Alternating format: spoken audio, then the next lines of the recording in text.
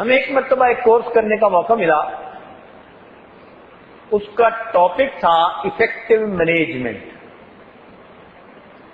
جو انسٹرکٹر تھے وہ ایک جرمن تھے، ڈاکٹر مسٹر براڈی ان کا نام تھا، اور وہ اتنے ایکسپیرینس تھے، اتنے قابل تھے کہ دنیا کی 7 مختلف یونیورسٹیز کے وزٹنگ پروفیسر تھے۔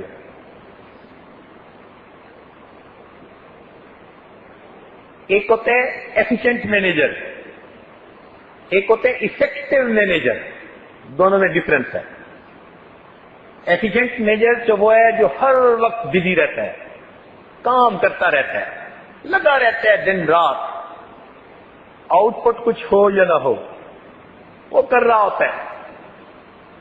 لیکن افیکٹو مینیجر اس کو کہتے ہیں کہ جو آؤٹ پٹ دے رہا ہو، جو ریزلٹس دے رہا ہو، جو پروڈکشن دکھا رہا ہو، اس کو افیکٹو مینیجر کہتے ہیں۔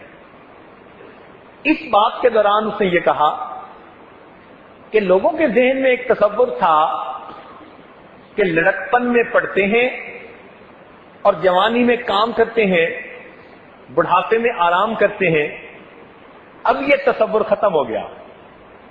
اب یورپین کمیونٹی اس نتیجے پر پہنچی ہے کہ ہمیں لڑکپن میں بھی پڑھنا ہے، جوانی میں بھی پڑھنا ہے۔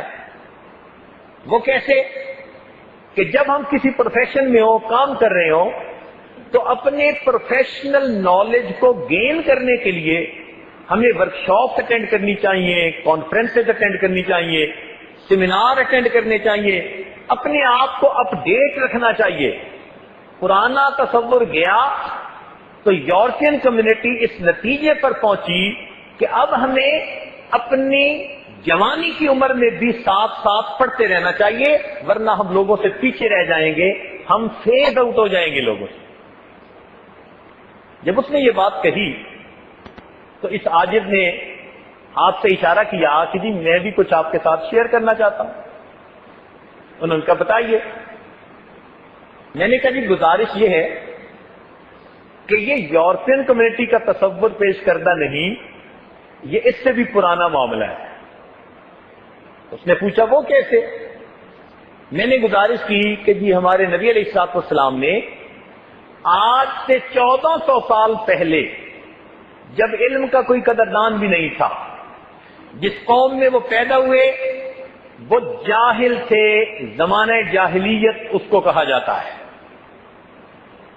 اتنے ایروگینٹ لوگوں میں پیدا ہونے والے، جن کے پاس علم نہیں تھا، اللہ تعالیٰ کے محبوب نے جب انسانیت کو تعلیم دی تو علم کے بارے میں ارشاد فرمایا اطلبوا العلم من المہد الی اللحد، تم علم کو حاصل کرو پنگوڑے سے لے کر اپنی قبر میں جانے تک۔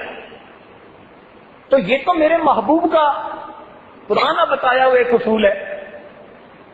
آپ جو کہہ رہے ہیں کہ یورپین کمیونٹی اس ڈیسیژن پر پہنچی، آپ دیر سے پہنچے، میرے آقا نے یہ برائٹ آئیڈیا پہلے سے دیا ہوا ہے۔